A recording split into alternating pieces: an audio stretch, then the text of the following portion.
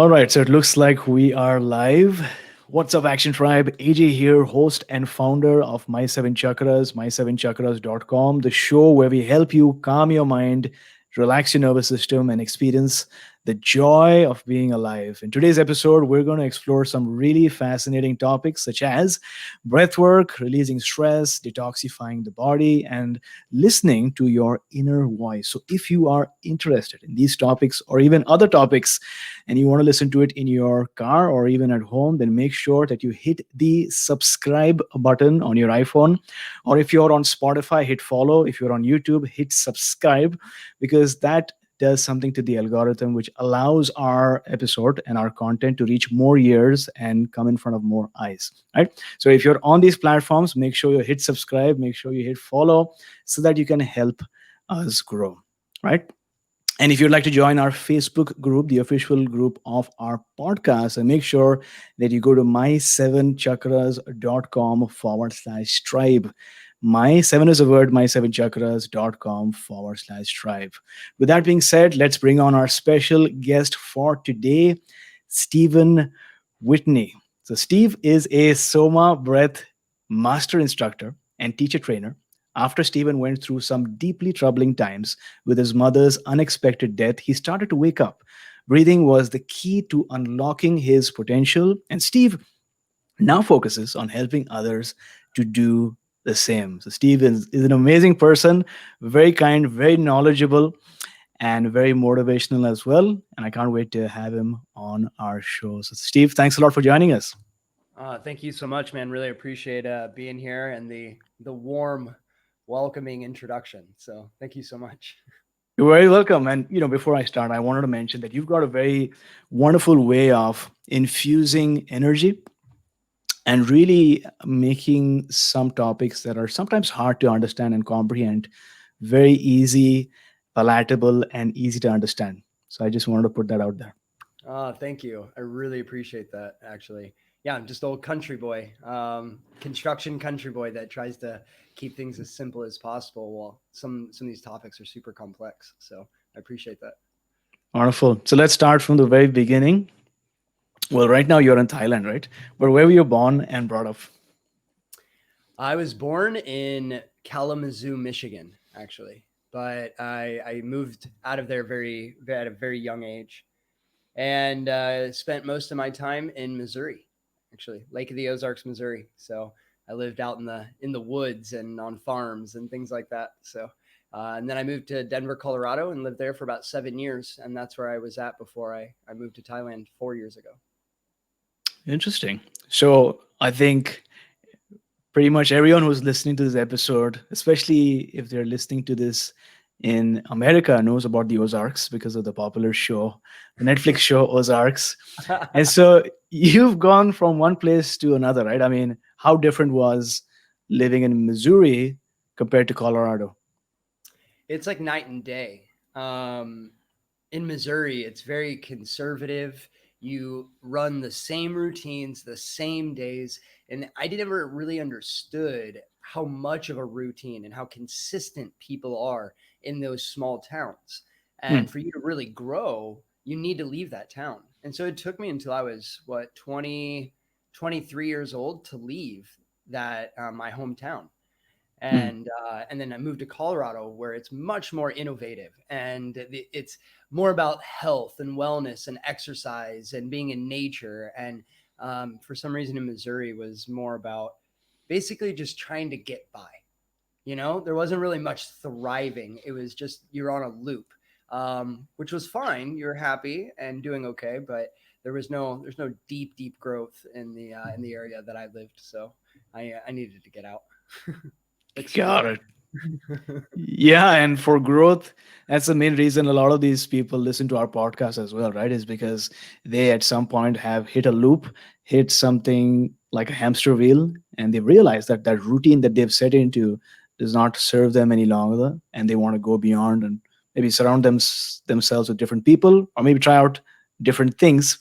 Um, and as you might agree, the first 7 years of our life play a very critical role, right, in our overall outlook on life and how we relate to the world around us. So, What influence did your parents have on your upbringing? Oh, a huge one, huge one. I really looked up to my parents.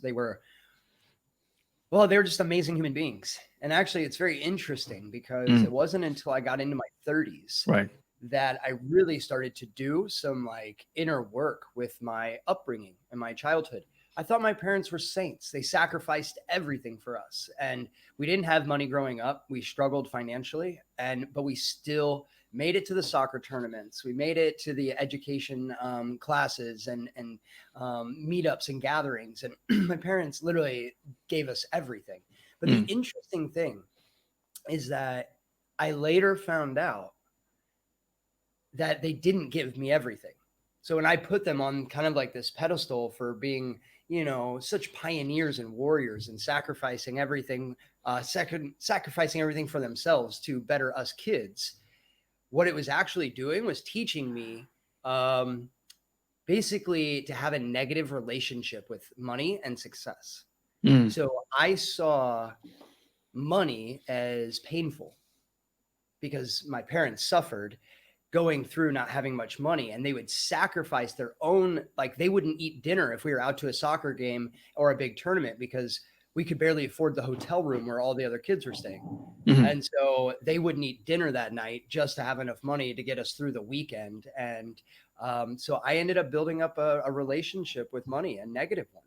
And so it's been really mm. interesting over the last 3 or 4 years as I journey back into my childhood and do a lot of kind of healing and Yeah, surrender, because an interesting thing is that you can only give what you have. right. So when we point blame at our parents and our upbringing and things that maybe went wrong or not the right way that we wanted to, we generally want to point blame. You did this to me. Mm, There's a lot of hatred and resentment that follows generally people that have had, a rocky upbringing. But the thing is you can only give what you have. So my parents, my grandparents, they gave my parents everything they had, but they mhm, weren't taught certain things. So right. they didn't give them what everything that they could possibly have in Yeah, regard to emotional and support, financial, I mean the whole nine yards. And so right. that's what I realized is that my parents gave me everything, but they didn't give me everything I needed. Mm, And that's okay. There was no harm done, no foul, but it allowed me to realize that it's important for me to rewrite my story and to fill those gaps. And the more gaps and voids that I can fill with what's truly aligned with my purpose and my passion, then the mhm, more that I can give to my children one day. And so realizing that you can only give what you have really inspired me to try and gather as much understanding of human beings and the mind and the psyche and the body as I possibly could, so that I could really show up. And that's, in my opinion, how we better generations, is trying to give even more than the last person. If we give the same, then we're not evolving. yeah, yeah. Very fascinating. I mean, I'm also on a similar journey right now where I'm sort of looking back at my own life, first 7 years, first 10 years. And uh, for the most part, I feel thankful and grateful for all the things that my parents did for me. I mean, there could have been so many things that could have gone wrong or sour. Uh, but then obviously, I'm sort of re-evaluating my own relationship with money and abundance and what I deserve. uh, I totally get your point that, you know, our parents did the best that they could with their level of awareness or their consciousness, and their parents did the same. So there's a level of gratitude that we extend to them. At what point did you have this epiphany that, you know what, maybe my relationship to money was not as sound as I thought it was? What was that point at which you had this realization that maybe I need to do some more work on my, connection with money or finances or abundance? um I think it really started to come up. So I was corporate America, and when I quit my job in Colorado and moved to Thailand, I sold my business, sold everything I owned, and I took a decent chunk of change to Thailand with me, so I didn't have to work for a year or two. And I used my entire life savings. Well, as that money got smaller and smaller, because I was investing every penny I had into self growth and development, yoga, meditation, everything I get my hands on. That money ran out. And then what, by sheer grace of God and luck, I get a Oops, call I from an think I old lost you client of there. mine while I'm in Thailand. I think I lost you there. Maybe if you could just say that last part once again, where you said that you were in Thailand and you were sort of slowly but surely investing yourself, but also running out of money. We can re-record that, making sure all the everything is proper. um, but yeah, so I get a phone call from one of my clients in America, and my life savings is running thin. I only have maybe 1,000 or two left in there, so I need to do something. And by the sheer grace of God, I get a phone call from an old client that says, "Hey, Steve, I have a big project. Are you in America?" And I was like, "No, but I can be." So literally, I flew back to America for a month, did a huge job for one of my old clients, regathered up a bunch of money and headed back to Thailand. And that was going to sustain me for another year. So I'm like, wow, this is amazing. Well, that money ran out. And at that point, I realized that I really was very gifted to have the opportunities that I had to make a decent chunk of money and live on while I was finding out what I wanted to do and find my purpose. But when that second round ran out, this is when it became a little bit sticky. And I was like, I don't have any of the resources. And so I was put into kind of a rock and a hard place. I wasn't making any money. I had trained in yoga, meditation, pranayama, all these things, but I hadn't made any income from it. Or very, very little. And so it was at that point that I started to feel that contraction, to feel that doubt. And I started to retreat and go, oh, I can't do this. I'll never do this. How do people even pay their bills trying to help people be healthy? This is ridiculous. And that's when all that stuff came up. And I realized that there was actually a big blockage. And so I started to meditate on it and kind of journey deeper and deeper. And that's when I realized that um, I love to spend money, but to receive it is so uncomfortable for me. And literally, I'll be like, no, no, no, no, don't worry about it. If somebody owes me $100, I'll probably turn it down and just be like, oh, don't worry about it. You can just keep it. Okay. Well, I realized after looking at my old patterns that I have a negative relationship with success and money. Mm, And then I realized it's actually because I saw that mm, every single day for my entire life. The time that I was living with my parents, my first, 18, 19 years of my life, mm, I was being shown to have a negative relationship with money. mm. And so once that happened, then I started to move into like, what is abundance? What does that mean? And so I actually disassociated myself with having any attachment to money, any attachment to it. I don't care if it's coming in, if it's going out. I have full trust and faith that it is there to support me because I'm trying to help support others. And once I really, really surrendered into that true belief and not worrying like, oh, I need to check my bank account. Oh, I need to do this. Oh, do I have enough money to do this? No, no, no, no. I disassociated with that. And ever since then, it's my business has grown 10 times. Money comes in and I'm comfortable, and it's something that I really think people should be aware of is, you know, separating with that attachment to their financial you know, worries and issues, because it'll come to you. It really will. Yeah, I mean, we're in interesting times right now, right? Around the world, especially in certain countries, maybe not all countries, but there's this fear that is there collectively in people.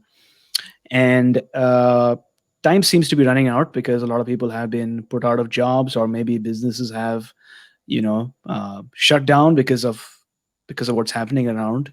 And I think this can lead to people attaching their sense of identity and self-worth with the amount of money that they have in their bank, right? What are your thoughts on that? I mean, I think this is a really wise comment. And the thing that I kind of want to interject on is you said time is running out. And that initial thought is what will bring you pain and stop the money flow coming in. Oh, the Mm. time is running out. I need to do this now. That immediately is creating a different vibration. Time is subjective. Mm. We have all the time in the world. Time is not running out. And I assure you, we've all been completely broke, not a dollar in the bank. And we've all had a time where money was pouring in. everyone's had that that paradox, that diversity. And so no, time isn't running out, in my opinion. No, we're just picking up time for people to learn new things, to journey inward, to find out what makes them happy, and to create new relationships with their thoughts, their feelings, their partners, and also their money. And same thing with time. So I actually think this is a time to actually grow into abundance. It's just how we view it and how we perceive it. Absolutely. And so, what did, I mean, going back to your childhood, what did you want to become when you were a child? It's funny, actually. I wanted to be a teacher. I wanted to Oh, be a really? school teacher. Yeah, yeah. So I struggled in school. I was dyslexic and ADHD, and Hmm. so school was a bit challenging for me. And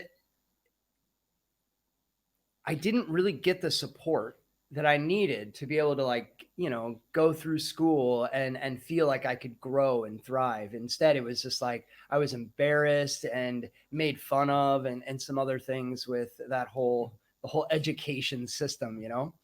Um, but that's kind of what, like, made me who I am. But that's what really inspired me, is like I wanted to become the teacher that made learning fun. I wanted to Mm. be that teacher in the front of the deal, like crumpling up paper and throwing it at kids, just being like a total goofball. Mm. Did you ever have a teacher like that? That was just so much fun. You know what? Now that I remember, the best times that I've had in school and the stuff that I actually remember is when the teacher was very playful, a lot of fun. And because of that emotional high that we were on, that positive emotional high, we had a lot of fun. I still remember it. I remember when I was in school, they taught Shakespeare at one point, Julius Caesar. And so this teacher had a different approach. She was not like, just going through the notes, but she actually made us enact one of the scenes from Julius Caesar. Yes. And we wore these weird leaves on our head, and we, donned these capes, and we actually made attempts to not just learn it, but also enact what actually happened in that play. And I can still remember it years later, excerpts from that play. So teachers make such a difference. Oh, that's incredible. Incredible. But yeah, and so that's like just those little moments Mm. in that wild. I was probably 12 years old, and that imprint that, you know what, I'm gonna be a teacher one day, and I'm gonna change the way that kids learn. I'm gonna make it fun and interactive. They're gonna learn so much more. They're gonna wake up inspired to go to class every day. Well, it's funny. 20 years later, I actually manifested that, and that's exactly what I'm doing now. I thought it was going to be for English or math or science or something. Mm. I never thought that I would teach people how to breathe, or teach the science behind breathing. And Yeah. so it's just kind of funny, but apparently that thought took a much deeper imprint than I ever thought. Because yeah, like I said, 20 years later, I'm actually doing what I set out to do, just completely in a different industry.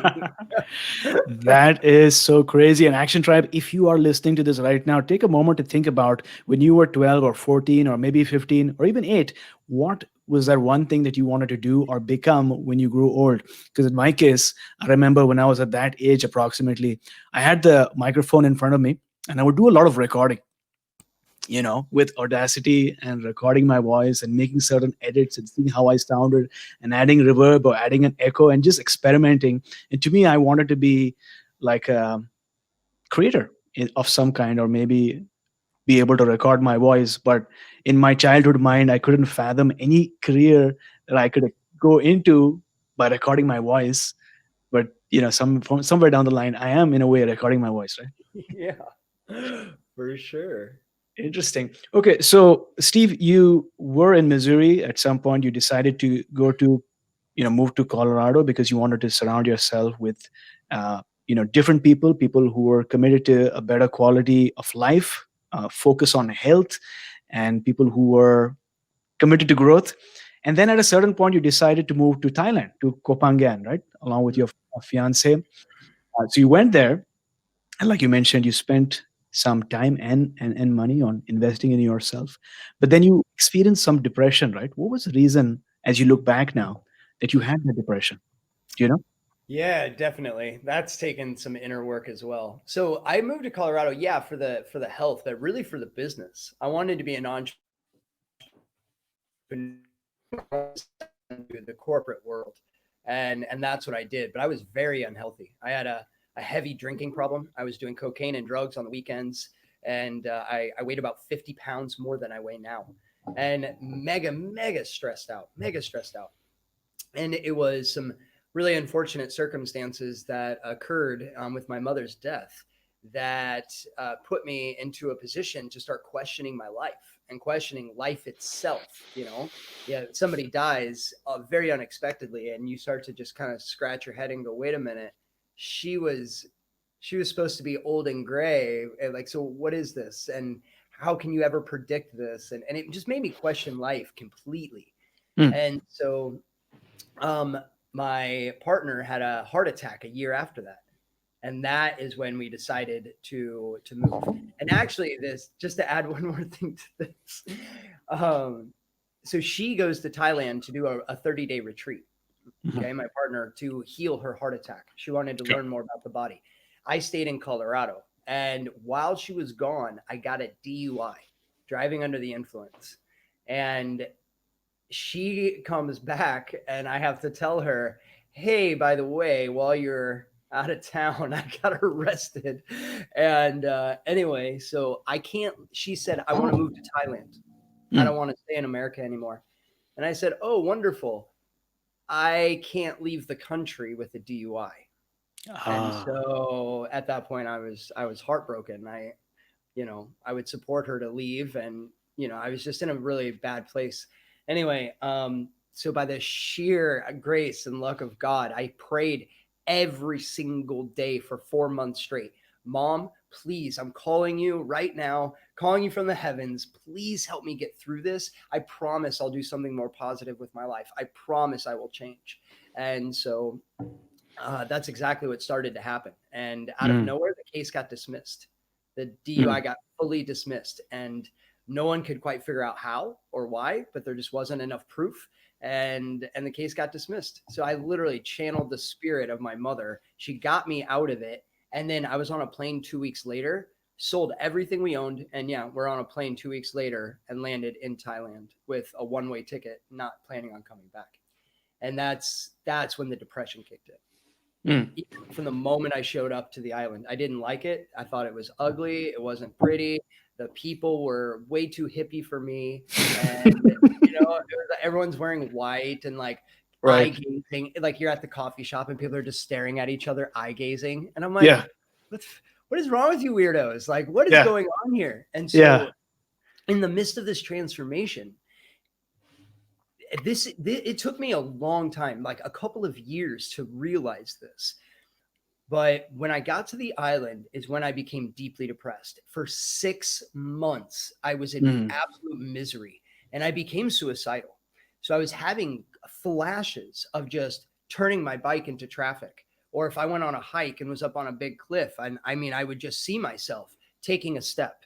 And then I would catch myself like I awoke from a dream. And I was like, "Oh my God, I don't want that." And it would terrify Mm. me. So I started to get really concerned with my livelihood and my life, because I was really concerned that what happened if that thought went too far and became a reality. There's no taking that back.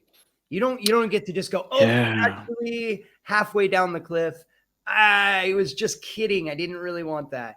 You don't get that. And so it Yeah. really, really scared me. And I was training in yoga, meditation, Reiki, rebirthing, holotropic breath, qigong, and I mean anything I could possibly get my hands on.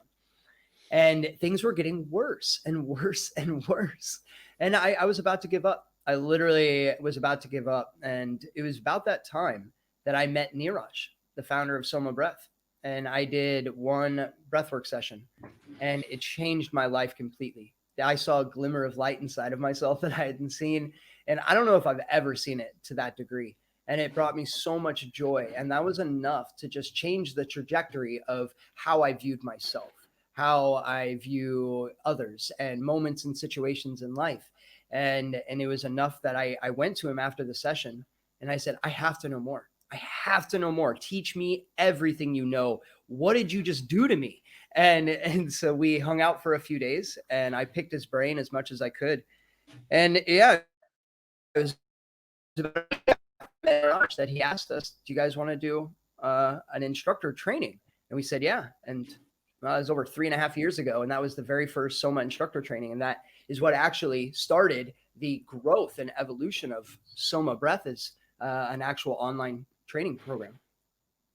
Got it. Got it. So you mentioned that you were on this new island Mm-hmm. with new people, and you found, because of where you had come from, you found a lot of people too hippie for you, wearing white all the time, like a different vibe altogether. And I think that in part contributed to your depression that you were having, because you made a decision to move to that island for good, right? And so what mindset shift did you have after doing the breath work that you now began to see the same island and the same people differently? And from what I understand, you're thriving there because you're connecting with a lot of people and sort of building your spiritual community. So what shifted? So what I realized through this whole depression was that I had actually lost my identity. Okay.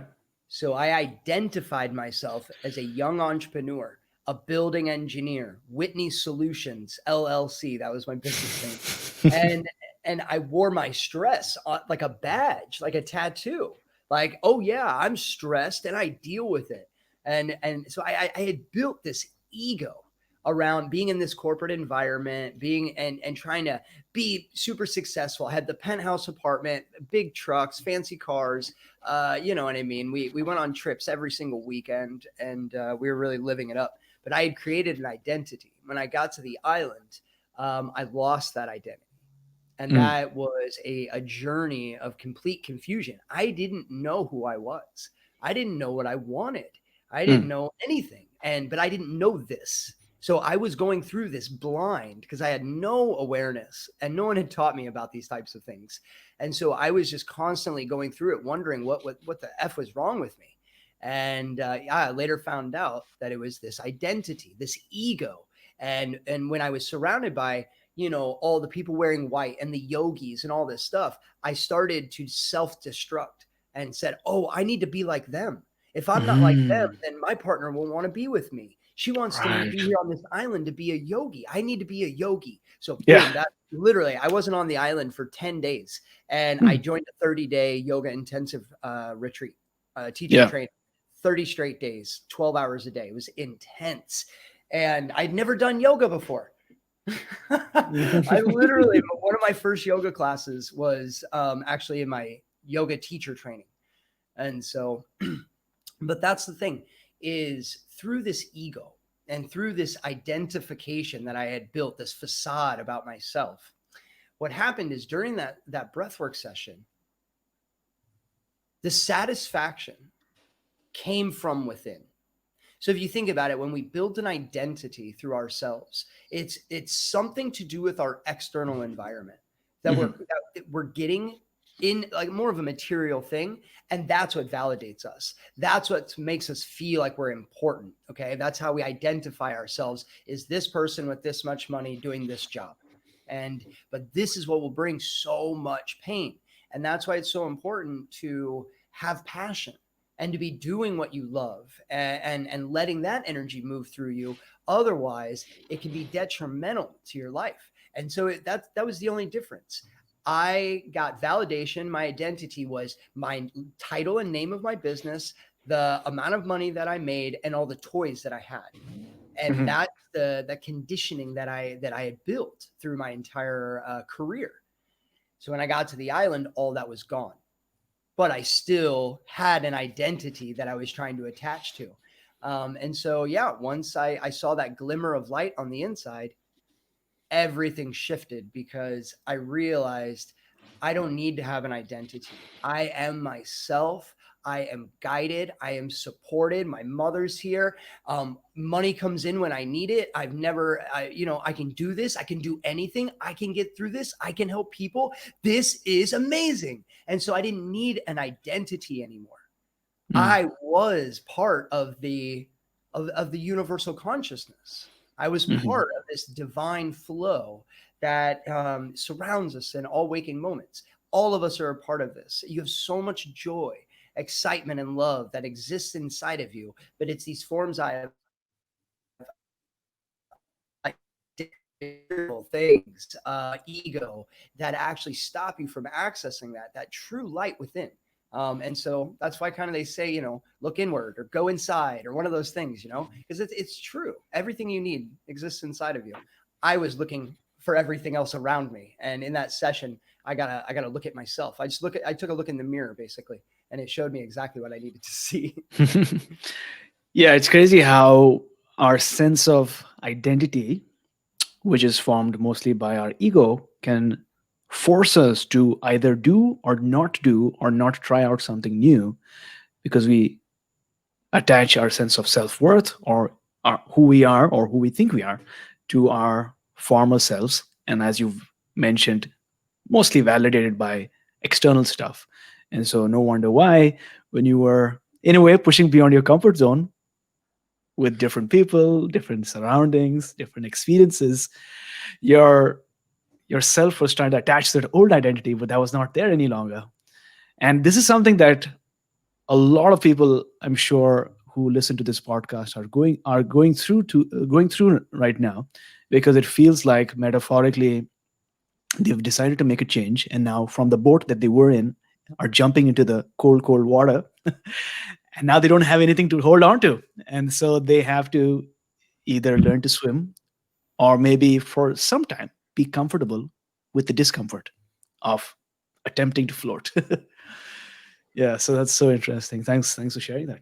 Absolutely. And that's also a really good comment, too, because if you think about it, now is a time to do it with certain forms of isolation and quarantines going on and things like that. Um, there's beauty that exists outside of your own conditioning when you find your passion, when you find love, when you find that connection. But it's terrifying to think that you can actually do it. And so we want to stay safe, we want to stay comfortable, but that comfortable is our ego, it is our identity, and that identity is not always aligned with your highest power and your highest self.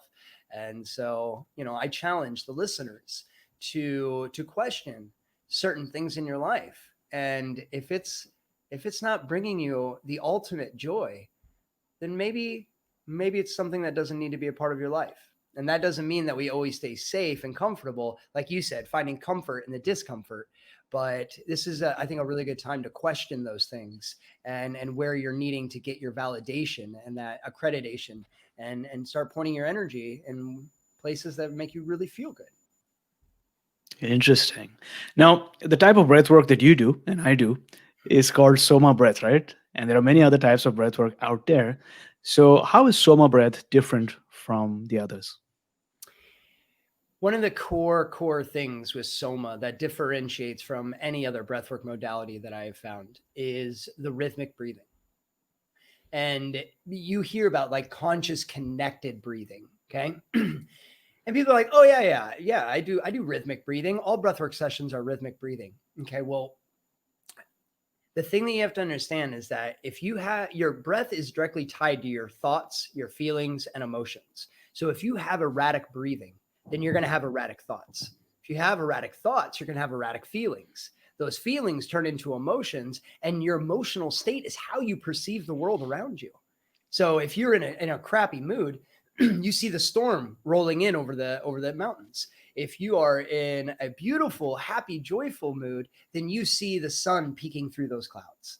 It's how we perceive, but it has to do with our emotional state. Okay. And so the importance of rhythmic breathing is actually really, really, really important. Nature works off of rhythms. Everything that surrounds us works off of rhythms. We have rhythms in our internal body. We have ultracircadian rhythms, circadian rhythms, cardiovascular rhythms, circulatory rhythms. Everything in our body is rhythmic. So when we breathe to specific rhythms, then we create a set of actions and reactions that happen inside of our physiology.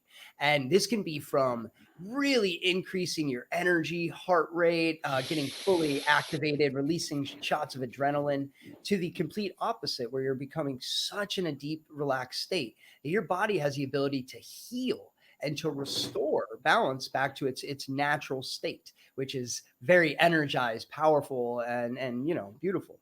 So the cool thing is that it's not one size fits all. Most breath work that you'll find, it's just one thing. And that's what I see as kind of the Americanized version of pranayama, okay, is breath work.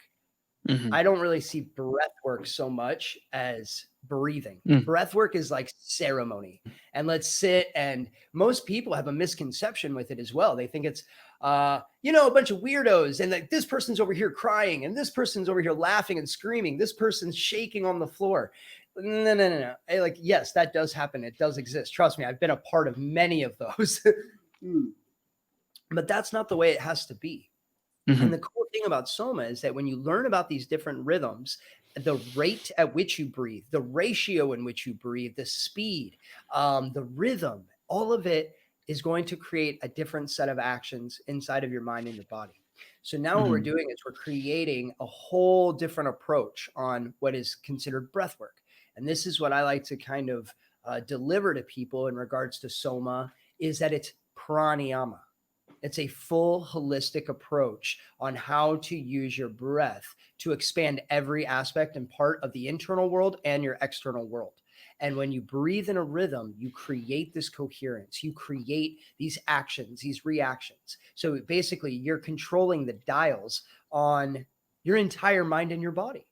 And this is something that I find really, really powerful. And the fact that the rhythms are designed to specific music, and those beats are having you breathe in that special rhythm.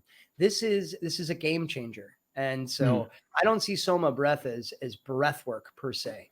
I see it as the origins of ancient pranayama. And that's, pranayama. It's the control of life force energy. Your breath is your life force. So I think this is really what differentiates Soma from everybody else. Soma's pranayama.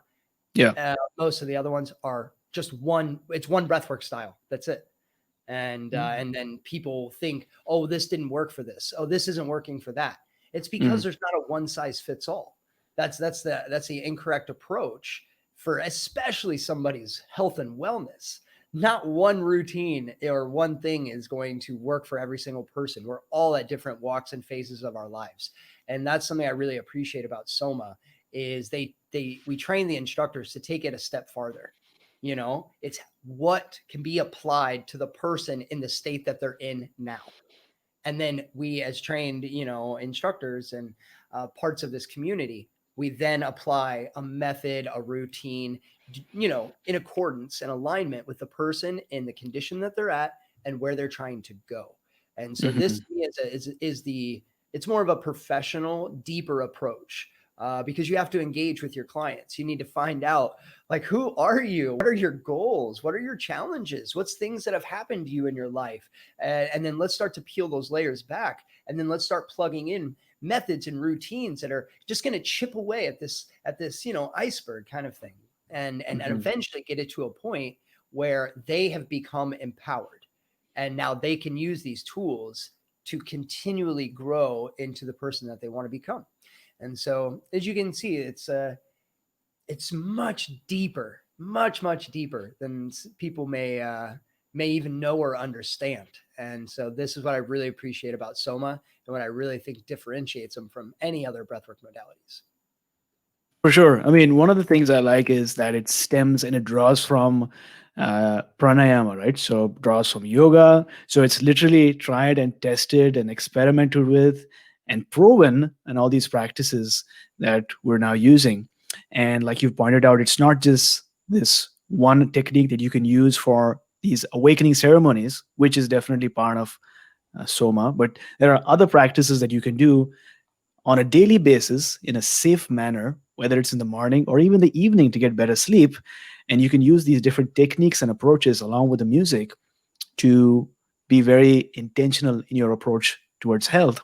And the byproduct is that you get more and more fascinated about the science and the why and the endurance part of it, and why, what's the evidence behind this and what's the research. Yeah, it draws from science and ancient wisdom, but you get excited when you know that all these things are backed up by so much of evidence and research and science.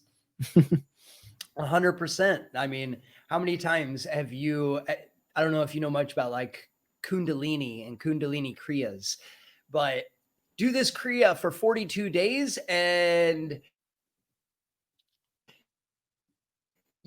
anything. If you do this Kriya, it'll detox your liver, this one for your kidney, this one for your gallbladder. And I mean, I would read these ancient texts and from these yogis. Why?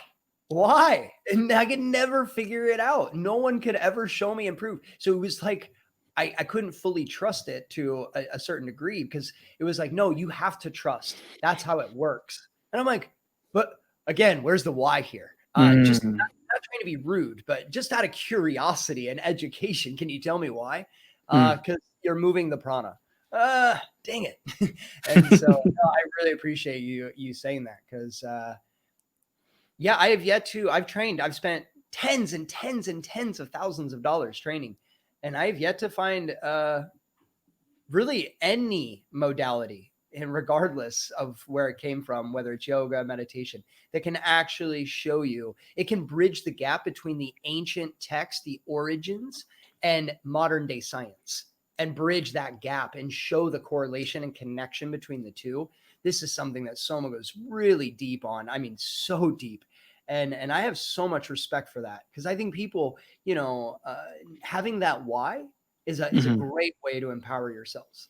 It really, really is. Because I never liked it when teachers, I don't know about you, but a lot of my health teachers, when I started training and all these things, they tell you what to do. Nope, you have to do this. This is how you do it. This is how you get enlightened. This is how you do this. And it never seemed right to me. I was like, this just doesn't seem right. Why are you telling me that I need to do it this way? And I followed that guidance. And that brought me tons of suffering. I mean, so much suffering because now I had to put all of my power into someone else's hands, and it made me confused because again, I didn't know how to navigate through this. But understanding that why, this empowers you. You start to wake up. That's why we call it the Soma awakening routine, because this is creating an environment and a container when you're doing these sessions that you begin to wake up, and you wake up to what it is that truly makes you happy, what it is that you actually want, what it is that, like a future vision even. And so I think this is really important, especially with all the access to content and information online nowadays. I think having this why is really important for people to educate themselves and feel like they get it. They understand now. At least that's how it was for me. What about yourself when you went through it? No, for sure. I mean, I think I love the mindset and the principle of asking why. If you look at people might think that, with the introduction of religion, there's a lot of religiosity that comes along with yoga. But if you look at the yogis, they were actually scientists. They were very experimental in their approach because they wanted to replicate the same results, and their laboratory was the mind. And if you look at the ancient Vedas, the first Veda is the Rig Veda. The first hymn of the Rig Veda is called the Nasatya Sukta, and the whole hymn is full of questions, questioning everything around you. And the last part of that hymn is, who is God? Perhaps even he does not know. So it was all about asking questions, and I totally go along with it. I think it's good to have a healthy level of skepticism because that sense of curiosity and seekingness will at least make you want to find out what the truth is and not be, held to your own version of truth, which might be true or might not be true. So, speaking about the why, what's the significance behind holding your breath when we do the breathwork sessions? What does it do for you or us? Yeah. So this is really, really, really cool, actually. And it's something that I feel people don't really talk about much. There's something really, really magical that happens when you hold your breath, more specifically out. So when you remove all the air from your lungs and you hold. So there's a cascade of health effects and benefits, and I could go on and on and on. But one of the really interesting things is that when you hold your breath out, you start to alter the oxygen and carbon dioxide levels. So there's a big misconception that from most people, and it's that we need to breathe more. Breathe more, breathe deep. Okay, same thing. A lot of other modalities. And I'm not saying anything negative about them because they're all beautiful. They all have a place, they all have a purpose.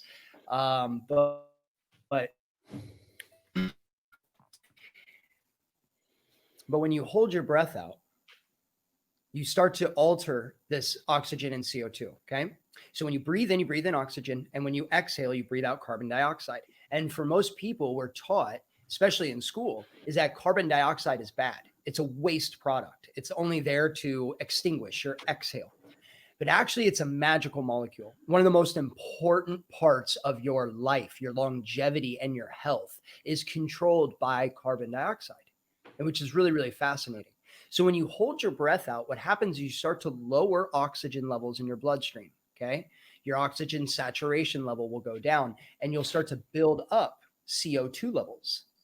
And this is where the magic starts to happen, okay? So when you breathe in, oxygen binds to a red blood cell, okay? It goes through the mitochondria, binds to a red blood cell through the combination of hemoglobin, okay?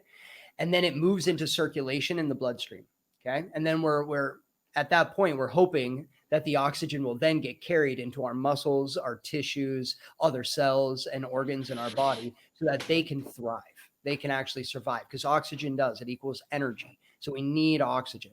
But here's the interesting thing is if we do not have the proper CO2 levels, then that oxygen is not leaving the red blood cell.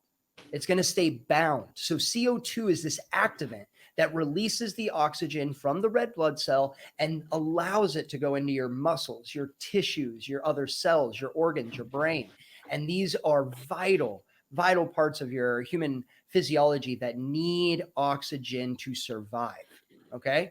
So this is really interesting just in itself. So just by holding your breath out, you're altering this pH of your bloodstream, and you're altering the usage and efficiency of how your body distributes oxygen. And this is really fascinating. And so to take that even one layer deeper is another interesting thing happens. This is one of my favorite parts about holding your breath out is that you produce a growth hormone called EPO. Okay. And this growth hormone produces red blood cells. And like you heard me just say, when we breathe in, oxygen binds to red blood cell. We have mitochondria in the blood cell as well. And this mitochondria is what converts oxygen into energy. It's ATP energy. It's the currency or exchange of energy in the body. And all of that exists inside of this cell. So when we hold our breath out and we lower that oxygen level and we build up CO2, that CO2, that increase in CO2 is going to trigger the production of more red blood cells. And so now you have more little soldiers inside of your body to carry around oxygen. So at this point, you don't need so much oxygen. You actually can have less. And in pranayama, the less you breathe, the longer you live. It's actually about breathing less, slow it down. Look at nature, just like you were talking about the Ayurvedic system and the ancient yogis. What they did, they were scientists. And what they did is they observed nature. And one thing that they found is animals that have a really slow rate of breathing, like 2-3 breaths a minute, like an elephant or a turtle, they live like 100 years, 120 years. It's amazing. If you look at a rodent that breathes 40, 50, 60 times a minute, their lifespan is a few years. And so it's really important. That's how they learned that slowing down the rate of breathing, how important that is. Suspending your breath. So holding your breath out for brief periods. Okay. When you do that, you give the body less oxygen. You provide a lower than normal oxygen saturation level. When that happens, the body has to adapt. And how it does is it starts to figure out how to be more efficient at using oxygen because it has less oxygen. Does that make sense? So that you literally force your body to say, okay, we have less oxygen. We need to figure out what to do here. We got to reorganize. We got to get really efficient, get on duty, and let's go. Let's get to work to make sure that, this person can still thrive and be healthy.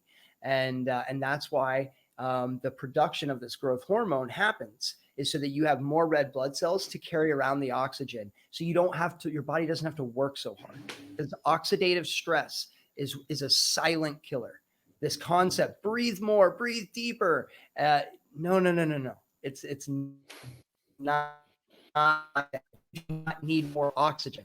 Okay. Oxygen will create degenerative diseases. So Alzheimer's, Parkinson's, dementia, all of this is coming from too much oxygen and not using the oxygen correctly inside of the body. And so this is just one of my favorite topics about holding your breath. There's many more, like in regards to the circulation of stem cells and what it does to the nervous system, releasing tryptamines, even like DMT and other things like that. All of these things can be applied and be happening when you hold your breath out.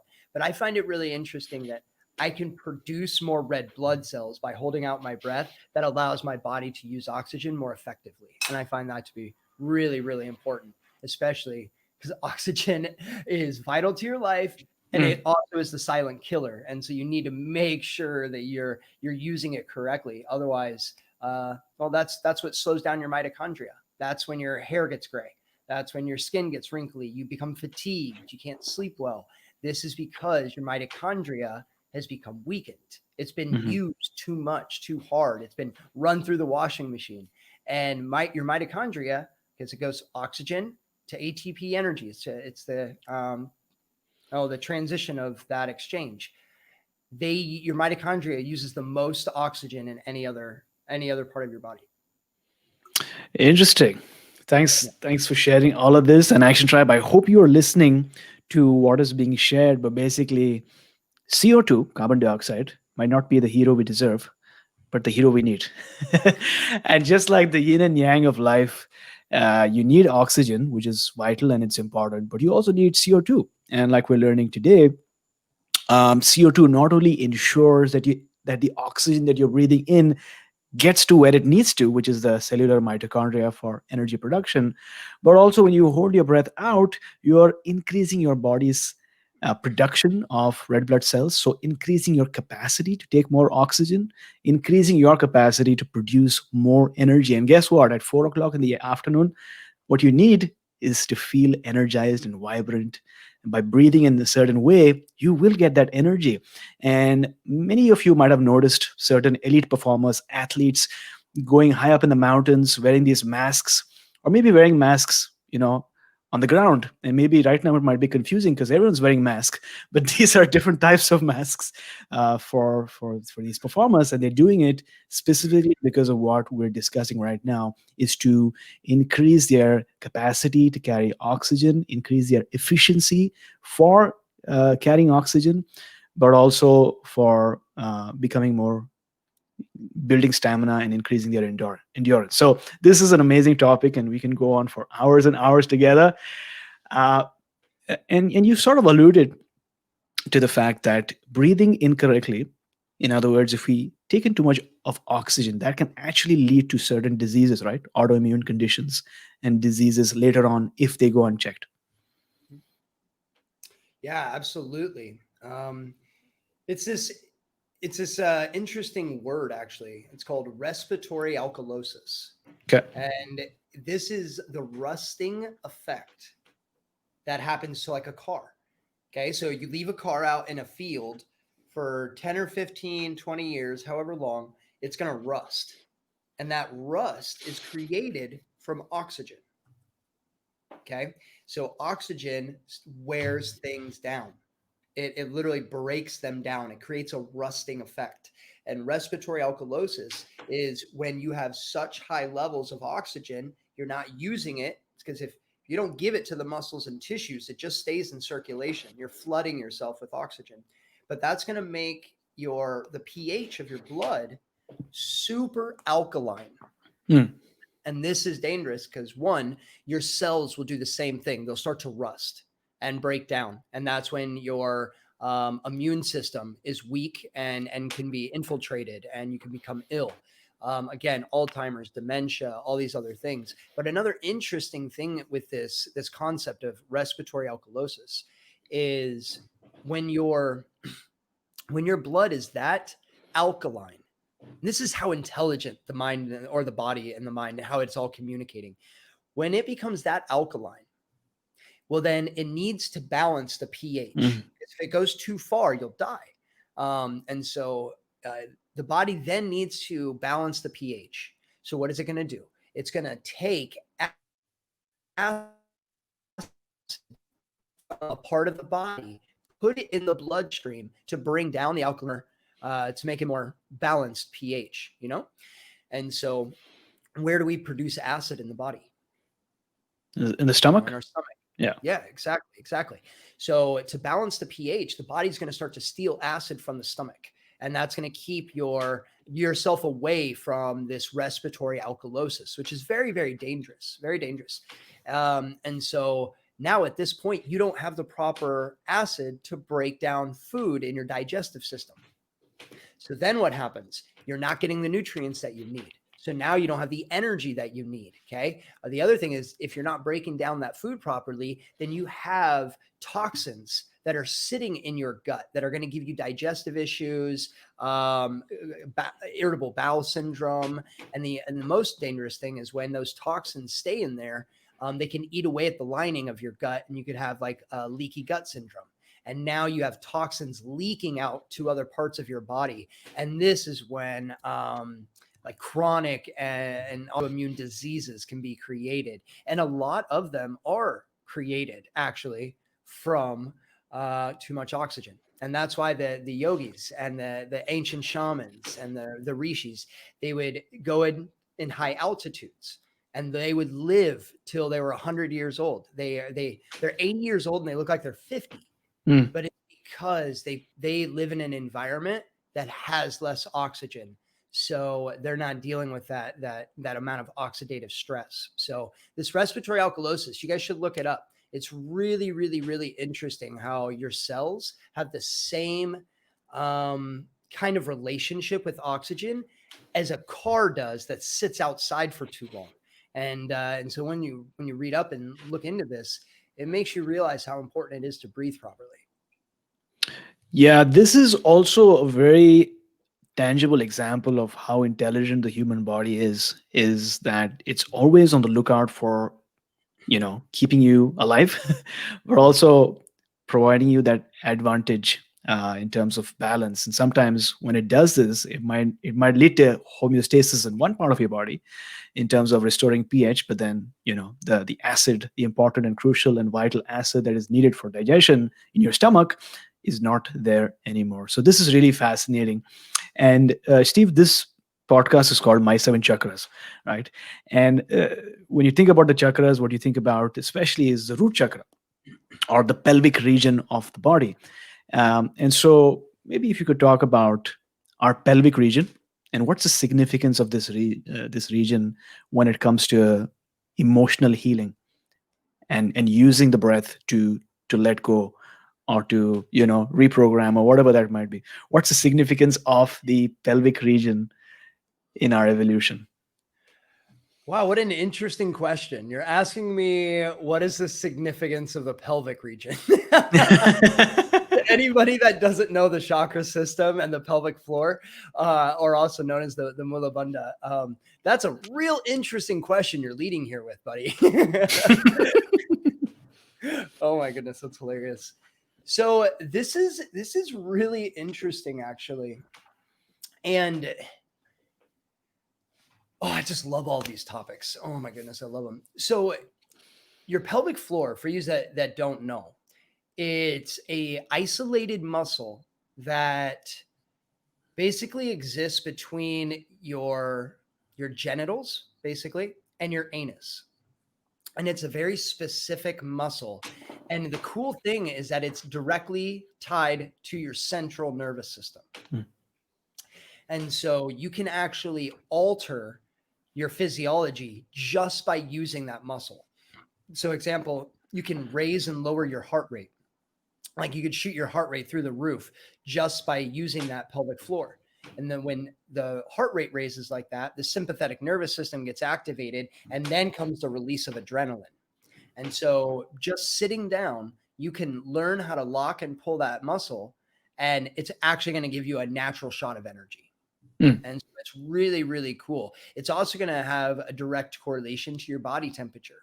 So like Wim Hof, that's what Wim Hof does to stay warm. Obviously, there's a mental aspect to it that's very important. Your nervous system needs to become strong to handle super cold, temperatures in water.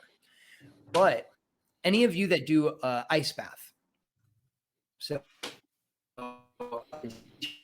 and myself, and I'm sure a lot of listeners, do you guys take cold showers, or do you go into an ice plunge, something of that nature? And if you haven't, I highly recommend that you do. But when you get into the ice, one of the first things that you should do is lock that pelvic floor muscle and use a breathing rhythm. So like in for 2 and out for 1, breathing in more than you're breathing out. This is because we need to raise the heart rate, activate the sympathetic nervous system. This is not the proper way to breathe on a daily basis. This is too much oxygen, and we're not holding enough CO2. But if you're in ice and you need to raise your body temperature, then you breathe in twice as much as you breathe out. And then you just do that for a few seconds, maybe 10 breaths. And then you lock this root, this pelvic floor, and boom, your body temperature is going to rise, your heart rate's going to increase, sympathetic nervous system gets activated, and you can sit in the ice, no problem. So I encourage you guys, I challenge you to use this method, and you'll be blown away on how much it actually helps. And the other interesting thing too is that, so prana, right? Every breath is an electric energy. Okay. We are electric beings. We're energy beings. Okay. We have trillions of atoms and cells, and they hold an electrical charge. Okay. And so we can move this prana and this charge, okay, this electrical energy or charge, we can move it around the body as we breathe. Your breath is circular. So you're going to be circulating this energy. Okay. And the other interesting thing here is that when you build up that energy, and this is what we do in SOMA, is you use the breath to build up your level of vibrational energy, to charge it up. This is why visualization is so powerful in SOMA, is because you create visualizations and then you charge yourself up, your feelings, your emotions, you charge it up with the rhythmic breathing. And then what you do is if you hold your breath in, okay, and then lock that pelvic floor muscle after you've generated this heavy charge, what you're going to do is you're going to create an upward pressure. And now you're going to increase the blood flow to your most important organ, which would be your brain. One of the most important organs. So yet this part of your, body, it needs oxygen. It needs blood flow to be able to survive. Okay. If you have too less of oxygen, then you can damage brain cells. So it's important that we provide that. So using this pelvic floor muscle after charging yourself up with breathing is going to increase that nutrients, that blood flow, which is carrying oxygen to your brain. Okay. The other interesting thing with this is that when you breathe, you move cerebral spinal fluid. Okay. And this is a protector for the brain. And it's also a triggering activator for your pineal gland and your pituitary. So when you move that cerebral spinal fluid around and then you hold your breath in, okay? And because every time you breathe in and out, your spine moves a little bit and it actually works the cerebral spinal fluid up. This it's a really, really important aspect of our bodies. And then when you hold your breath in and lock that pelvic floor, then all of that rises up and ends up in your pituitary. So the cerebral spinal fluid hits the pituitary gland, and there's a pressure of some sort. And this is actually then going to trigger the pineal. And this is why you have sometimes these almost psychedelic experiences, because it's the combination of oxygen, blood flow, cerebral spinal fluid, and using that pelvic floor muscle. And this just increases this energy, activating the master gland. Your pineal is your master gland for your entire endocrine system. So this is a very important part of your health and your happiness is your pineal. Okay. And so when you can give it good nutrients like that by using the pelvic floor after charging up the energy, this is huge for your creativity, your focus, the release of feel good hormones. I mean, I love it. I love saying, what is it? You can actually manufacture your own happiness. Hmm. One of our testimonials, there's a guy that says, wow, I felt like I just manufactured my own happiness. And that really stuck with me. But when you learn about how you can activate these glands, these hormones, these neurotransmitters, all by changing the oxygen, the CO2, using the pelvic floor muscle, it's amazing how you literally can manufacture your own happiness. It's amazing. It really is. So, Yeah, it's really fascinating because for somebody who is listening, to this show right now, this podcast right now, we've been told for the longest time, especially as we're growing up, that we have little to no control over our autonomic nervous system, right? The aspects and the functioning of our body, whether it's blood pressure, heart rate, our body temperature, and the chemicals that our body can secrete. But like we're finding out, using breath work and using certain breath work techniques, we're actually able to influence our entire physiology depending on what outcome we're hoping to achieve. So, for example, many of our listeners know that on January 2nd, I'm doing a polar plunge into the oceans here in Vancouver, and it's pretty cold here. But I'm doing that firstly to push beyond my comfort zone. But guess what we're going to do before we go into the cold waters is we're going to do the same breathing technique 2 by 1 to generate some inner heat, raise the body temperature, visualize the outcome. So visualize getting into the cold water and actually being in the water and coming out vibrant, energized, really inspired, charged up, and ready to start the day. But the point through all of this explanation is to realize that you are fully in control of your life. And by just learning certain techniques and mantras and mudras and locks and ways to hold your body and breathe, you are in effect taking control of your life, which as a metaphor is very powerful, right? So thanks for that wonderful explanation, Steve. um, let's talk about the one of the breathing techniques that we do, which is the heart coherence breathing, where we're sort of balancing the in breaths and the out breaths, which leads to heart coherence. So, for listeners who are curious, what is heart coherence? What does it do for us? so this is really, really cool. And I really recommend any listeners that you guys go check out the Heart Math Institute. They have done extensive research on this topic of heart coherence, and it's absolutely amazing. It's so cool.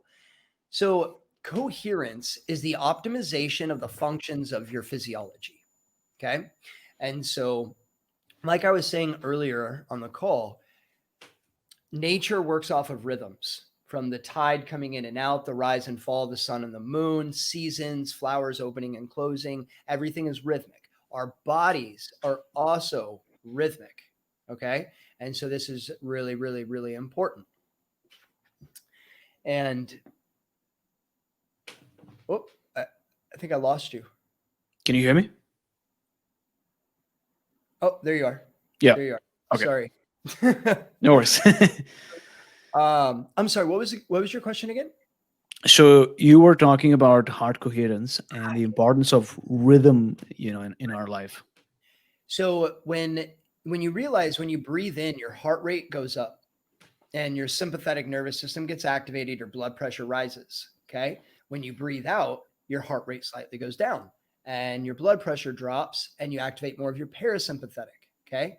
So that's really important to understand when you're trying to create a state inside of your mind and your body, whether for relaxation or energy. But what about the balance? The same inhale as you have exhale. Okay. And now what's happening is you're creating, it's like a well-oiled machine. It's the difference. If your breathing isn't continuous of this same inhale as it is the exhale, okay, then the body is out of rhythm. And this is going to, like, the way I like to explain this, it's like a garage band. you know, like in a high school garage band, someone's always missing a note or not hitting the drum just right, and it sounds like crap, you know, like Mm, great job, but it's contracting. Okay. mm, Coherence, this optimization is like a symphony when everyone is in tune and the orchestra is playing in absolute synchronicity. You know, it's in coherence. So the same thing happens to our body. And the interesting thing with this, and this is really fascinating, is through the heart mass research, what they found. So we think that the brain sends signals to the heart and the heart reacts, right? And because this is like our motherboard, our brain, you know, this is one that's sending all the signals to everything else. But is that I believe they found like 50,000 neurons in the heart. And so that meant that there was a communication line. And what they found was there were more signals from the heart to the brain than there is from the brain to the heart. And so that means the communication line is more strong, it's more dominant from your heart to your brain than from your brain to your heart. mm, This is an interesting concept. So, if we recap a little bit about what we were talking about earlier, so every time you breathe, you induce a heartbeat. mm. Okay. So every time you breathe in, like I said, your heart rate goes up. Every time you breathe out, your heart rate goes down. Okay. So so our breath directly influences a heartbeat. That's exactly what triggers the heartbeat. That's why breathing in a rhythm creates that rhythmic heartbeat. And now the circulation and the communication of all of these things are working in rhythm. And now what you can do is start to send those signals from your heart to your brain. And Mhm. what I mean by these signals is when you put the body in coherence and you put the heart into this coherent state, what the research has shown is that this leads to those elevated feelings: love, gratitude, passion, excitement. So the more that we can be in coherence, the more of those signals we're going to send to the brain of that higher frequency, you know, of that feel good sensation. And Mhm. this is really, really important because, again, manufacturing your own happiness. You are literally putting the body into a harmonic aligned state where it's going to start to send more positive signals to your brain. Then your brain reacts, sends all the other signals and triggers all the other receptors to then start reacting the same way. So it goes basically heart to the brain, and those signals are positive feelings of love and joy and excitement. And then the brain then sends the rest of the signals and triggers the receptors in the rest of your body to react the same way. And so now you're communicating with the mind and the body, and you're able to create an environment for you to achieve and reach those high vibration emotions. So this is really about your emotional state and also the quality of your physiology. Because again, the heart is in rhythm, then our circulation is all in rhythm, and everything, it's at symphony. Everyone's in tune and in key, and it's just an amazing experience. So you'll fall into Mm. trance when you do it. It's really, really cool because you become fully aligned, and your thoughts will quiet, and you'll enter into a state of really oneness, and that is coherence. Very, very true. And I love your explanation. And for someone who is listening right now, maybe you're listening in transit or even at home, you're enjoying this, but you're missing out on a key aspect of our experience, which is the live stream and the video. So know that we do these live streams as well, which is even more fun because you can watch it as it is being recorded, right? So remember that.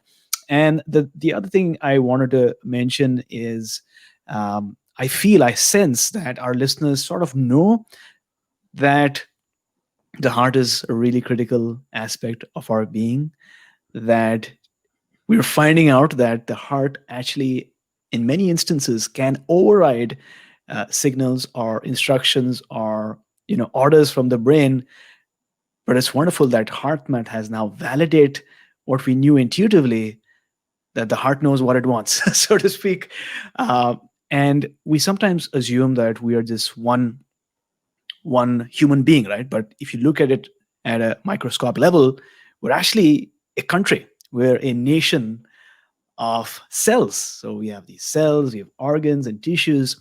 And like you've sort of pointed out, if each, cell behaves individually, that might not be actually good for the whole nation, right? But if we engage in this beautiful, balanced way of breathing, where we balance the in breaths and balance the exhales, we reach a state of coherence. And like you pointed out, synchronicity. And then we are able to synchronize the heart and the brain. And then if we have the right music, using the Schumann frequency, we're able to connect with the earth's vibration, and we reach a state of transcendence where we feel grateful, we feel one, we feel united, we feel connected, because we are able to override the limited or negative thoughts that we sometimes get from the left part of the brain, and we feel better. So I mean, it's fascinating when we're able to explain a state that we've achieved using vibrations, right? Absolutely, absolutely. And that's the other thing to keep in mind too, is when you're in a state of coherence, Mm. the heart has an energetic field, and it's a vortex. So it goes out and it comes back in, goes up and out, comes back in. This means that it's projecting out, but it's also pulling back in. So Mhm. when we get into a state of coherence, then we actually expand that electric field. Okay. Or we actually have an electric field. This isn't woo-woo stuff. This is scientific proven, that we actually have an energetic field around us. And again, the heart math has done this research that you actually can expand and charge up that field when you're in a state of coherence. So this is a Right. moment where, because your thoughts have a relationship with your breath. Your quality of thoughts are going to have a lot to do with your breathing. So when you create a state of coherence through breathing, then you align the thoughts, you align the body, you elevate the feeling. And guys, this is a beautiful moment to call in intention, to start to create a visualization for your reality. You want to create or bend your reality.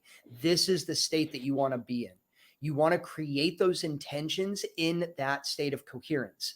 Okay, because you're in an aligned, balanced state. You're going to make proper decisions. The communication lines are going to be open and communicating properly. Set your intentions in a coherent space. And then to charge it up, you get breathing even faster. But that getting into that coherent state, this is going to make you a magnet, to really start pulling things into your life. So really, really use this, as much as you possibly can, because it's going to do amazing things for your ability to not only be happy, but to also create your reality, which is a pretty powerful thing. Yeah, and what's interesting also is that when we are in the state of coherence, we're tapping into the quantum field, right? So it's not about physical space or even time. A lot of these sessions we do, when I'm doing these sessions live on Zoom, people are joining from all around the world, and people feel the sense of connection, even though they're not right in front of the other person, but the sense of connection, because they're able to, synchronize each of our hearts with the other person, which works across time and space. So that is so interesting, right? That we're able to tap into a field that transcends the limitations of space and of time. Well said. Well said. Yeah, I think towards the end of this year, maybe for New Year's, we were having a discussion the other day about the next upcoming like Breath Fest. We do Breath Fest every few months for the community. And I don't know about your thoughts on this, but it goes right aligned with what you just said. So if that is happening, and we can access this quantum space, where there is no space or time, and you can have that connection. We're all intertwined in this universal consciousness, this field. Okay. So if that is the case, and I believe that it is, then do you have any idea what the power in numbers actually is? So I think that we could literally change the weather with enough people Mm. tuning in to the same thought, the same intention, and synchronizing the rhythm and accessing that field. And so I would love to see the next Breath Fest be a global breathwork session where everyone gets in coherence. and we all Mm. tune into the same intention. We pick something for global healing, or something with nature, or even the economy or COVID. I mean, anything. But I truly believe that what you just said is so relevant and it's so true. But who's doing it? Why Mm. in the world are we not getting millions of people together to breathe in the same rhythm with an aligned vision or intention? Doesn't even have to be the same, but aligned. And I'd be willing to bet magic would happen. Absolute magic. I don't even know what would happen, because it's almost that unfathomable, that powerful. Yeah. Because as an individual, we're very powerful. We can manifest, we can create, we can attract in, we can repel off, and we can reach optimized states. But Mm. collective coherence, this Yeah. is the intertwining of fields, like you were talking about. I mean, yeah, it's like you couldn't even fathom what you could create and do with a group of people all doing it at the same time in the same rhythm. It would just be magical. So I think we should try and put it together, man. What do you think? Yeah, yeah, absolutely. I think if somebody is listening to this episode right now, firstly start questioning the uh, self-limited, limitations that maybe society has put on you in terms of what you can or cannot do. If you read the ancient texts, you would find out that there are certain siddhis and people who are called siddhas who have mastered the arts and mastered certain practices of yoga and pranayama and tantra, and they're able to manipulate time and space and weather and all these different things to their advantage. And it can go both ways, right? But the suggestion is to use it for good, for love. And to your point, I think it's possible. We just need to bring together people and use the power of the internet to engage in these beautiful practices and make people feel better. Absolutely. Absolutely. Well, and I think having that focus of like a group intention, Yeah. again, it doesn't create separation, it creates empowerment. They feel like they're giving towards something. And one of the most important things as a human is that we are contributing in some way, shape, or form. It's basically a different word for self growth. But if we're not contributing to life, Right. to ourselves in some way at all, then we are lost. There's a void that's not being filled to our human design, that sense of tribe, that sense of connection, and giving back. This is something that's really important. So you give people an intention, and they feel like they're a part of that, which they are. Yeah. That in itself is healing and very powerful. So I think having the right intention gives people motivation to get involved. Yeah. One of my favorite, I guess you could call him a motivational speaker, but Tony Robbins. I love Tony Robbins. Mhm. And back in the day, when I was sort of getting into the whole self-help, you know, groove or vibe, I remember he once said that uh, when people are able to contribute, that's like, it changes their state, right? It goes along with the quote that says, what you do for yourself, goes away, but what you do for others, it remains there. It's always there, like a legacy. And so I think it's important to nourish yourself and to support yourself financially, emotionally, spiritually, but also find opportunities to contribute and support and better other people's lives, because that'll make you feel fulfilled, and it'll make you feel, I don't know what word to describe it, but it'll make you feel in a certain way. And so, Steve, on top of breathwork, what are some other complementary practices or hacks that you found recently that help you detoxify or maybe feel better? Is there anything that comes to your mind? Yeah, there's two. One is super simple, and it's self love. Yeah. Um, this was something that was holding me back from reaching the next phase of my life, and it took me a long time to realize it. But after I got out of my depression, there was still a lot of lingering crap that was still, going on. And I later realized the only way to get through it was to turn the frickin' dial up on my self-love. And so, guys, like, become your biggest cheerleader.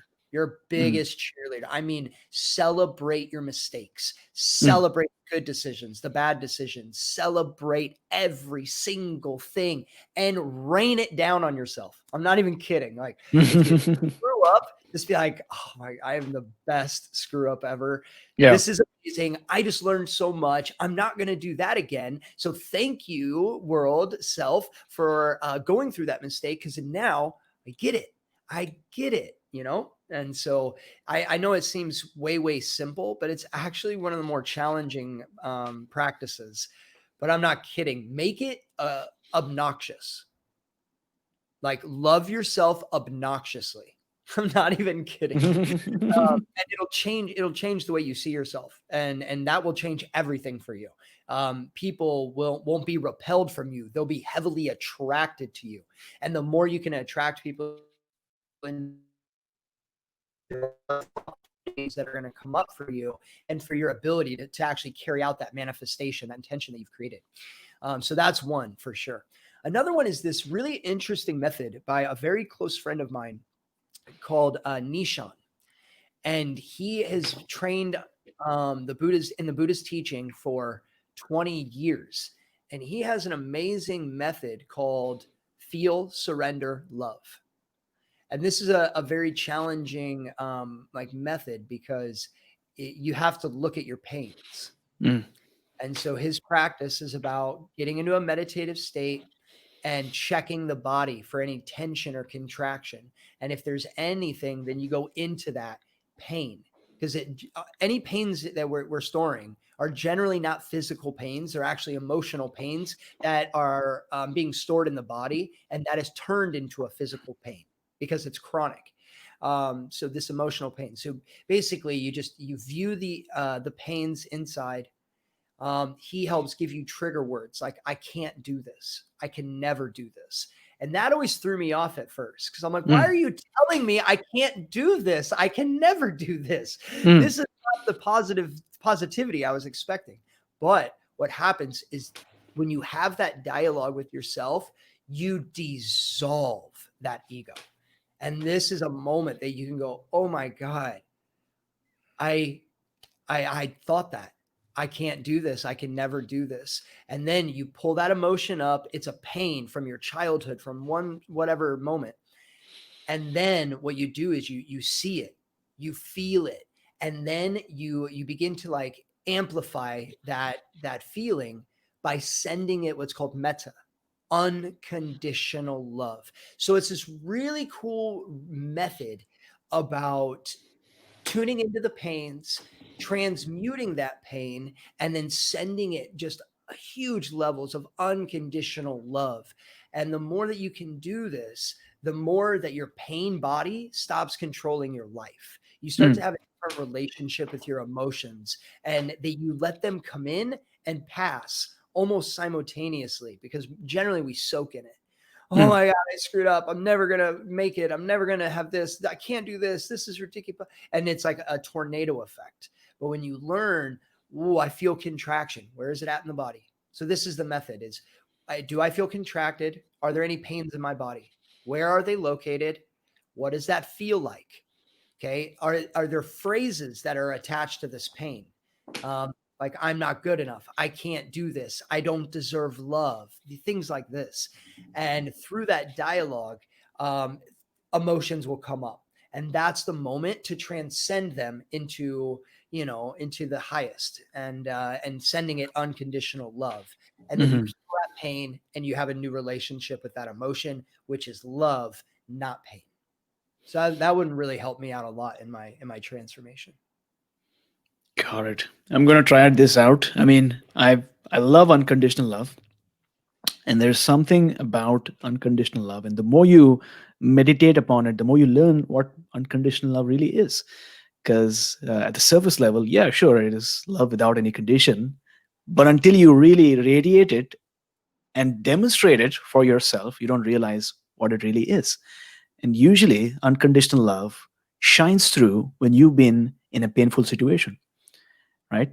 And that's when you get an opportunity to demonstrate or exude unconditional love, because you realize that you have all the love that you ever need. And so you're projecting love, not because you need it back, but because that's who you are. Exactly. Right. Exactly. Yeah. Love it. Interesting. Love that. So I'm sure our listeners are also having some mini epiphanies as they're listening to this right now. Yeah, good. That's what it's all about. It's that self-inquiry. And Mm. that it's the same thing with your emotional state, with your breathing, with your thoughts, your intentions. So I have a phrase that I came up with, Mhm. and I think it applies to what we're talking about right now. Okay, so it's you don't have to know your purpose, Mm. but if you give what you're doing a purpose, it will lead you to your purpose.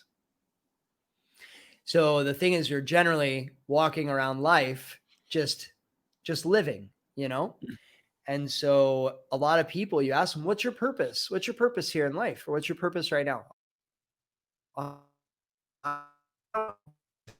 Question. And people will get upset because they don't know their purpose. And again, it's kind of like that identity. Like, I don't know my purpose. I'm lost. I'm confused. I'm scared. So you don't have to know your purpose. But do you give what you're doing a purpose? Mm. Like there, I have a purpose to be here on this talk with you. I have a purpose on why it is that I'm creating a meditation. I have a purpose on why I get up and go to breakfast this morning. I give everything I'm doing a purpose. And that leads me because of that awareness. Then I'm being shown signals and signs on the next move to take, the next direction to go. And it leads me to my purpose. It's fascinating how it works.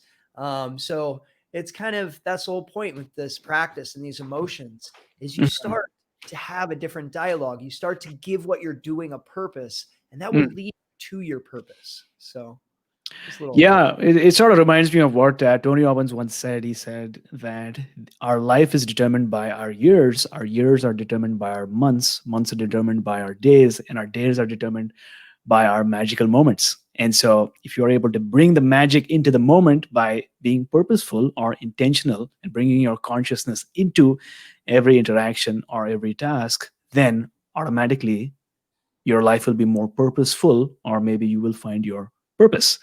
Yeah. So Yeah. that's amazing. Beautiful. And so, Steve, is I'm sure somebody is on this podcast right now who wants to make a change in their life, but somehow everything around them in their immediate surroundings reminds them that any effort to change would be futile because their past or their current circumstances is going to pull them back to square one. What are your thoughts on this? Do you know what I mean? So it's Yeah. like, I want to be there. I want to be doing this. I want to be this person. But look at where am I right now.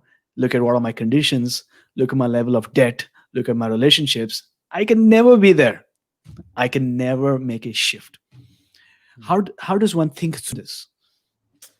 Well, you have to kind of create a separation with Okay. like the dialogue of like I can't do this or this that's the thing in the first place is if you're carrying your baggage Mm. from your past moments and experiences in your life, if you carry that baggage with you, then that's going to really stop you from making that transformation. So don't think about your debt. Don't think about the traumatic or the traumas. Don't think about your failures. Why not? And if you go back to the origins of what you said, it's like wanting to make that shift and I can't do this, or, like all these past moments and experiences are going to stop me from my debt and all this stuff is going to stop me from being able to get to the other side. And Mhm. it's this that is like what we need to shift. So the past moments and experiences have led you to the current position and moment right now. And when you change the dialogue on how can I do this to I am doing this, I am going to do this, this is happening, then that changes it. So when you see the baggage, the past things that have happened to you that you're carrying with you, they've made you who you are today. And how could I ever get to that other side? Why don't you just change the dialogue you're having with that? Instead of looking at the baggage, why don't you look at the fact that all those past moments and experiences have made you who you are today? And right now, today, you are questioning making a change. That is phenomenal. That is outstanding. That means all of those little things had to happen. They all had to fall into place to bring you into this moment right now, which is a moment of shift. It's a moment of change. And that is exciting. That is motivational. And that is your transformation. That is the beginning, just the shifting in the perspective and perception of your past moments and experiences and shifting it into becoming your greatest gifts because they made you who you are. And again, if you find yourself, if you can have more unconditional love. So when I'm like, they made you who you are. And people are like, oh, I'm overweight. I'm not successful. I don't have a relationship. I suck. No. And you change that dialogue that you are amazing thing in the world, then everything will become much more simple and easy. So don't look at the baggage. Look at what the baggage created and then celebrate that shit. Yeah, that's a wonderful thought experiment. Sometimes you don't realize, right, that all the experiences, all the challenges, all the difficulties, all the decisions that you had to make in time across your life to finally having to, or maybe deciding to listen to this podcast and be in this state of mind to receive this message, right? It's pretty interesting, the journey and the quest that life takes you on. And you could have not listened to this episode, but you did. So there's something called divine timing. And the fact that you're listening to this right now speaks volumes about where you need to be in life because you are where you need to be. Absolutely. Well, and this is one more thing. This is like, I could never quite figure out why I became depressed, minus like outside of the losing of the identity. But it was so powerful and so long, 6 straight months. I said, well, I'm not really sure why. Like, what was the reason for this? And when I started to use breathing and started to change how I perceived things and my mindset, what I realized is that I had to go through that depression. That was part of the divine plan so that I could speak to people from a place of truth. I didn't read this shit in a book. No, I cried for weeks and weeks, and I would bang bamboo against a tree. And then I would laugh one minute, I would cry the next, I'd have rage the next. And I needed to go through that, that whirlwind of emotions and deep darkness within myself so that I could relate to people from a place of authenticity, of experience. Again, we talk about moments and experiences. That was the most detrimental time in my life, but it has now become, because I changed my perspective, become one of the biggest blessings and gifts I've ever received. It makes me emotional because I transmuted it. So it's like you can take your fears and what's like transmute it into your drive, your sadness, and transmute it into your passions. Okay. Your anger becomes your motivation, right? So emotions are just energy in motion. And so instead of looking at an emotion like something that, okay, we think anger means we fight, sadness means you cry. If you're scared, then you hide, things like that. But those are just what we've been taught. That's how we've been taught to react to the emotion.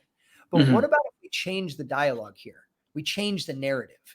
And so what I've tried to figure out and have done really well at practicing, it's another little biohacking tool, is that if you feel fear, focus on your drive, the things that you want to go do.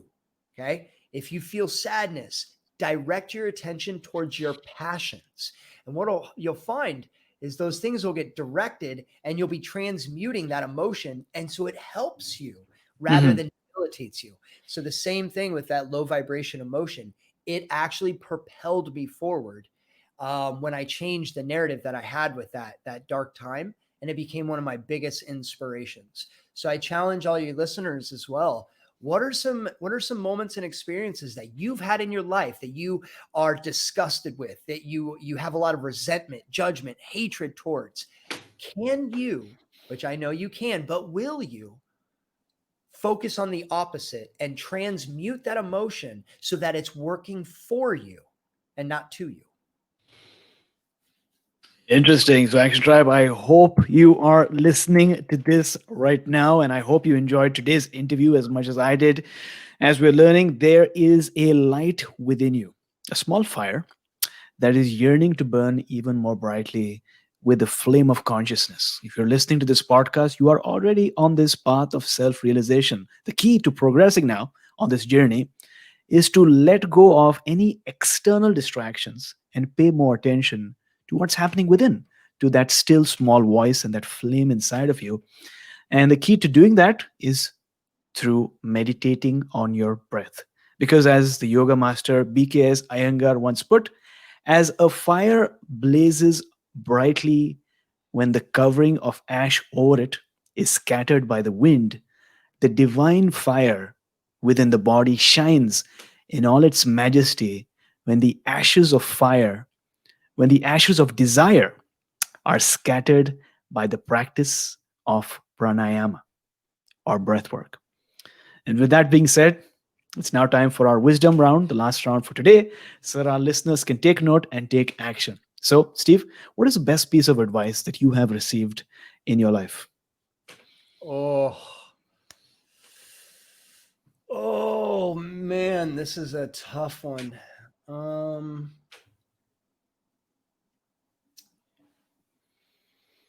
Okay, I'm going to give this one because it's really relevant to what we've just been talking about for the several minutes.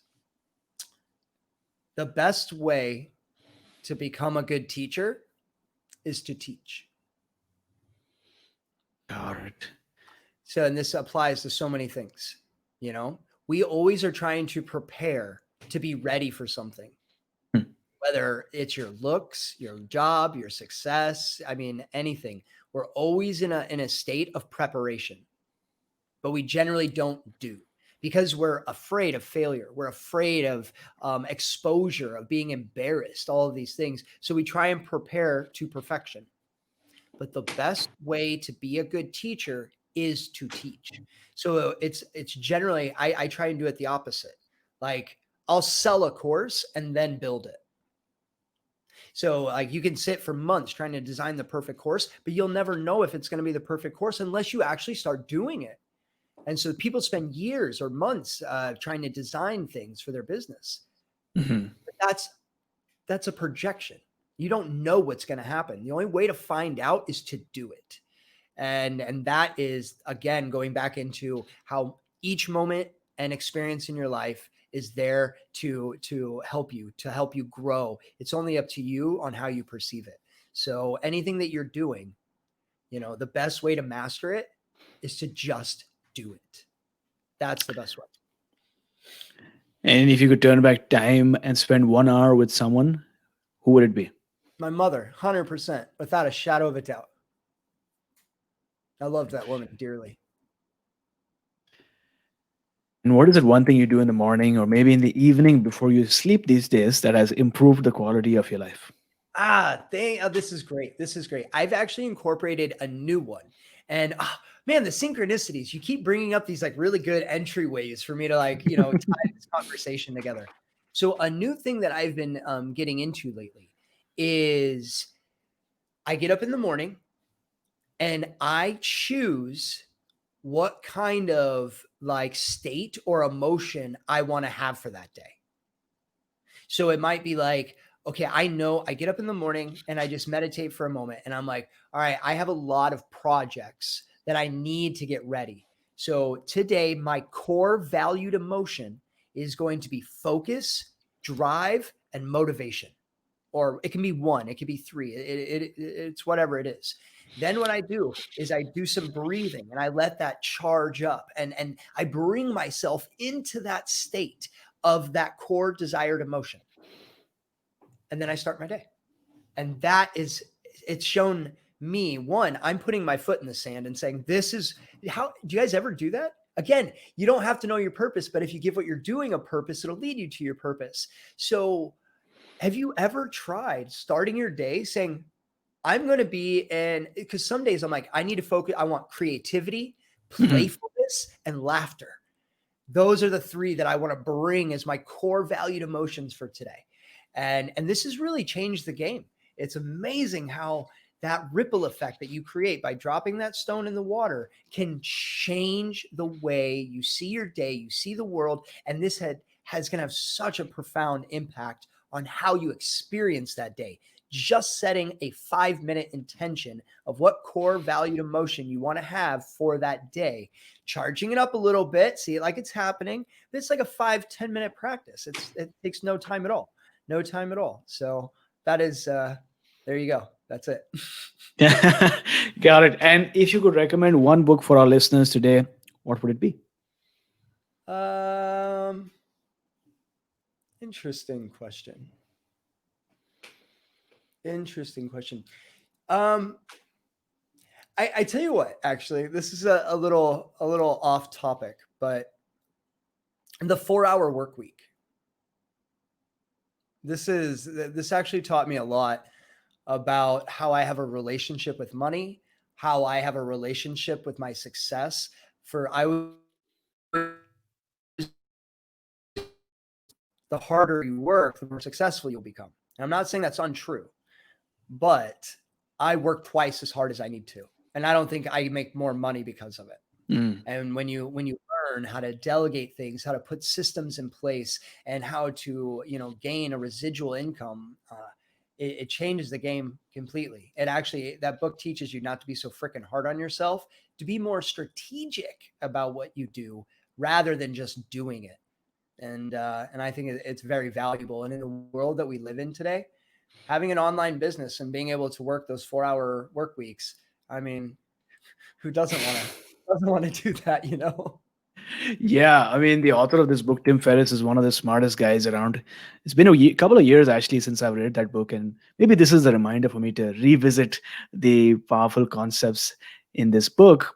And it's fascinating. I mean, one of the reasons why he named it 4-hour work week is because he actually did a lot of Google research and SEO keyword research to find out what's ranking the highest, and he came to know that these combinations of words will give him the best results on Google.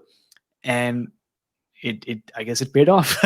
But setting the intention and being very strategic and smart about your work can definitely pay a lot of rewards. So thanks for reminding me. And Action Tribe, if you would like to receive this book for free, then there's a way to do that. Audible.com is giving all our listeners one free Audible download with a free 30-day trial. And these are Audible, so these are like books, but you can listen to the book, and in most cases the author themselves read out the books to you, and you're getting it for free. You don't pay anything right now. But to get your book, 4-hour work week, go to my7chakras.com/free book. Once again, my 7 is a word, my7chakras.com/free book. Download the book, take the 30-day trial, and I'm sure you're going to enjoy their service. But Steve, thank you so much for joining us on today's episode and sharing everything that you did and being vulnerable about your own story and blending that, what you shared with the science behind it. Really appreciate it. Before you go, tell us one thing that you're grateful for and how can we find you online? Um, Honestly, I'm just grateful for life. There's so many gifts and opportunities, moments, experiences. I'm grateful for myself. I'm grateful to be alive. It's a beautiful time to be living. The things going on in the world are quite magical, actually. Um, and you guys can find me on Breathe with Steve. That's my YouTube channel. And Steven Whitney is my Facebook page. But mostly my website and everything is breathewithsteve.com.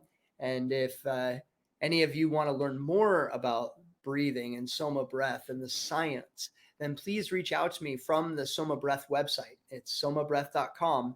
I oversee and manage their instructor training program. So I'm happy there's a way that you can actually book a call with me. So if you go to the SOMA website, you can book a call and speak with me directly, and I can educate you even more on what's in the course and how you can actually start to embody these methods yourself. Awesome. Thanks a lot for sharing. Action Tribe, if you are on Instagram, and I'm sure many of you are, but if you're on Instagram, take a screenshot of this episode and tag me so that I can share your story with our community. My handle is at my seven chakras. And Steve, what is your handle again? Breathe with Steve. There you go. So search for both our handles, tag us, take a screenshot of this episode so that we can share this story with our community and we can connect in that way. If you'd like to email me, give me some feedback, give me some observation, or maybe you listened to an episode and you really enjoyed it, send me an email. My email is aj@my7chakras.com.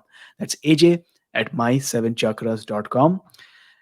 Steve, thank you so much for joining us on today's episode, talking to us about the power of our breath and taking us one step closer to a human revolution. Yes, amazing. Thank you guys so much, and really, really appreciate being here. So much love to all the listeners and to you as well, my friend. And thanks everyone for joining us live. I can see a bunch of you who have listened to every single minute of this episode. And so I appreciate you for being there with us, giving us the support that we need. Thanks, everybody. Much love.